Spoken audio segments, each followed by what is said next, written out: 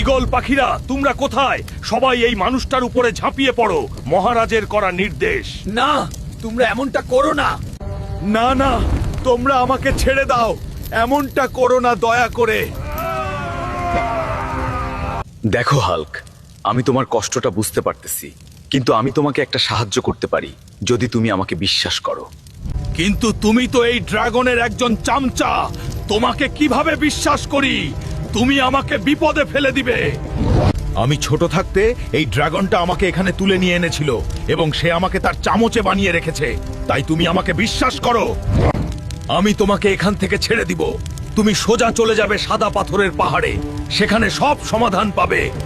এখন তুমি এখান থেকে সোজা চলে যাও আর পিছনে ফিরে তাকাবে না। ঠিক আছে, আমি গেলাম। অনেক তো রাত হয়ে গেছে, এত রাতে আমি কোথায় যাব? দৌড়ে একটু সামনে গিয়ে ঘুমিয়ে তারপর সকালে যাব। মহারাজ, আপনার জেলখানায় বন্ধ থাকা পুরুষ লোকটা পালিয়েছে, আমরা কিচ্ছু জানি না কিভাবে গেছে, দয়া করে কিছু করবেন না। ওই লোকটা কোথায় গেছে?